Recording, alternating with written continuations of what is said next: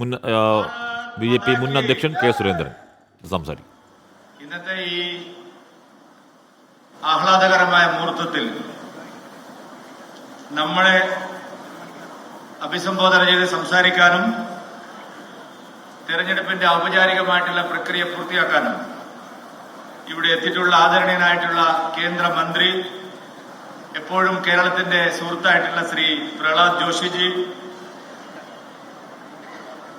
ഭാരതീയ ജനതാ പാർട്ടിയുടെ പുതിയ സംസ്ഥാന അധ്യക്ഷനായി ഐകകണ്ഠേന തെരഞ്ഞെടുക്കപ്പെട്ടിട്ടുള്ള നമ്മുടെ എല്ലാവരുടെയും പ്രിയങ്കരനായ ശ്രീ രാജീവ് ചന്ദ്രശേഖർജി അവറുകൾ, ശ്രീ പ്രകാശ് ജാവ്ദേക്കർജി, ശ്രീമതി അപരാജിത സാരംഗിജി, കേന്ദ്രമന്ത്രിമാരായിട്ടുള്ള ശ്രീ സുരേഷ് ഗോപി, ശ്രീ ജോർജ് കുര്യൻ, ഏറ്റവും തലമുതിർന്ന നേതാവ്, പാർട്ടിയുടെ ആദ്യത്തെ സംസ്ഥാന അധ്യക്ഷൻ ഒ രാജഗോപാൽജി അടക്കം ഈ വേദിയിലും സദസ്സിലുമുള്ള എല്ലാ മുതിർന്ന നേതാക്കൾക്കും, പാർട്ടിയുടെ സംസ്ഥാന കൗൺസിൽ അംഗങ്ങൾക്കും, എല്ലാ ജില്ലകളിൽ നിന്നുമായി ഇവിടെ എത്തിയിട്ടുള്ള മുതിർന്ന എല്ലാ പാർട്ടി ഭാരവാഹികൾക്കും, ഈ സമ്മേളനം വീക്ഷിക്കുന്ന മറ്റ് സഹപ്രവർത്തകർക്കും, ഈ സമ്മേളനം ജനങ്ങളിൽ എത്തിക്കാൻ ഇവിടെ എത്തിയിട്ടുള്ള മാധ്യമപ്രവർത്തകർക്കും എല്ലാവർക്കും എന്റെ വിനീതമായ നമസ്കാരം.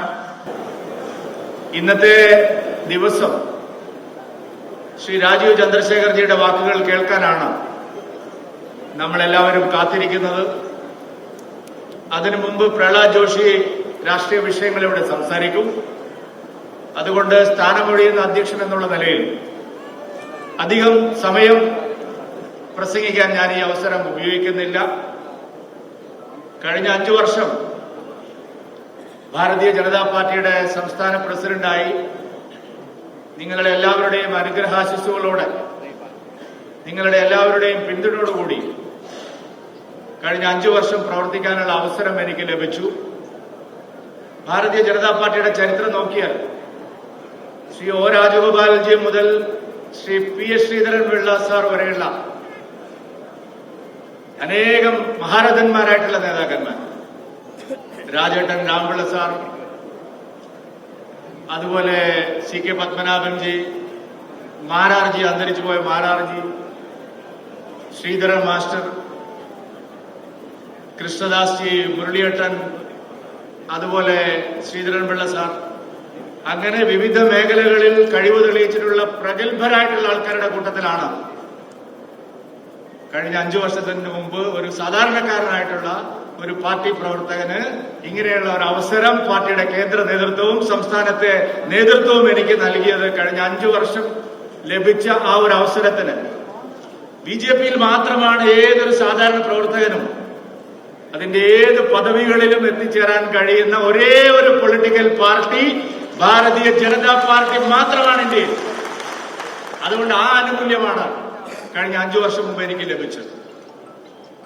ശ്രീ നരേന്ദ്രമോദിജിയുടെ നേതൃത്വത്തിൽ രാജ്യമാസകലം ഭാരതീയ ജനതാ പാർട്ടി ഐതിഹാസികമായ മുന്നേറ്റം നടത്തിക്കൊണ്ടിരുന്ന ഒരു കാലയളവിൽ കേരളത്തിൽ നമ്മുടെ സംഘടനാ പ്രവർത്തനം, ജനപിന്തുണ അത് വർദ്ധിപ്പിക്കാൻ ആവശ്യമായിട്ടുള്ള നിരന്തരമായ പരിശ്രമം 1980 മുതൽ അതിനു മുമ്പ് ജനസംഘ കാലത്തും നമ്മുടെ പൂർവ്വസൂരികളെല്ലാം നിരന്തരമായ കഠിനാധ്വാനവും പരിശ്രമവും നടത്തിയാണ് നാം ഇന്ന് ഈ നിലയിൽ എത്തിച്ചേർന്നിരിക്കുന്നത്.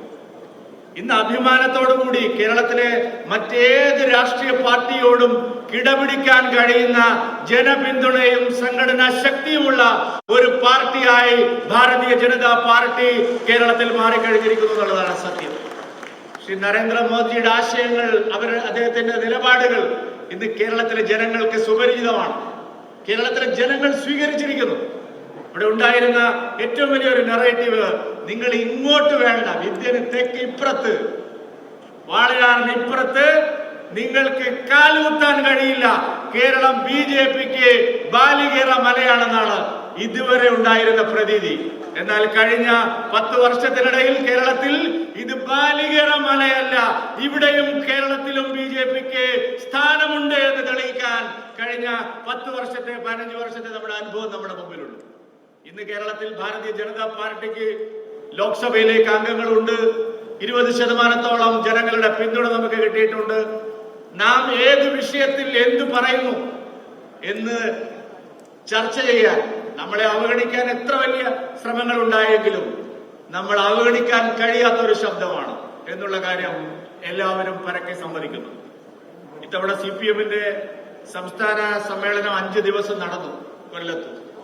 5 ദിവസത്തിൽ 3/4 സമയവും അവരുടെ പൊളിറ്റിക്കൽ റിപ്പോർട്ടിംഗിന്റെ ഭാഗമായിട്ടുള്ള റിപ്പോർട്ടിംഗിൽ 3/4 സമയവും അവർ ചെലവഴിച്ചത് കേരളത്തിലെ BJP-യുടെ അഭൂതപൂർവമായ വളർച്ചയെക്കുറിച്ച് ചർച്ച ചെയ്യുന്നതിന് വേണ്ടിയായിരുന്നു എന്ന് നാം സമ്മതിക്കുന്നു.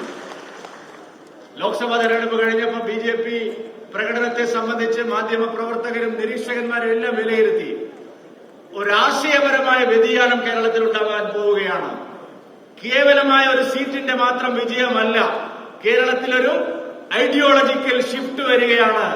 ഇത്രയും കാലം കേരളം പരീക്ഷിച്ച് പരാജയപ്പെട്ട ആശയങ്ങളിൽ നിന്നും മാറി ഒരു പുതിയ ആശയത്തിന് കേരളത്തിലെ ജനങ്ങൾ സ്വീകരിക്കാൻ തുടങ്ങിയിരിക്കുന്നു എന്നുള്ള ഒരു ഘടനാപരമായിട്ടുള്ള മാറ്റമാണ് കേരളത്തിൽ ഉണ്ടായതെന്നാണ് എല്ലാവരും വിലയിരുത്തിയത്. അങ്ങനെ ശക്തമായൊരു ബഹുജന അടിത്തറയും അതിശക്തമായിട്ടുള്ള ഒരു സംഘടനാ മിഷണറിയും പുതിയ അധ്യക്ഷൻ ശ്രീ രാജീവ് ചന്ദ്രശേഖർജിക്ക് അതിവേഗം കുതിച്ചു മുന്നോട്ട് പോകാനുള്ള ഒരു കരുത്താണ്.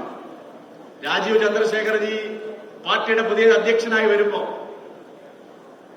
അദ്ദേഹത്തിന് ദൈനംദിന രാഷ്ട്രീയ പ്രവർത്തന പാരമ്പര്യമുണ്ടോ എന്നൊക്കെ ചില ആളുകള്, മാധ്യമങ്ങള്, ചില വിമർശകന്മാർ തുടങ്ങിയിട്ടുണ്ട്.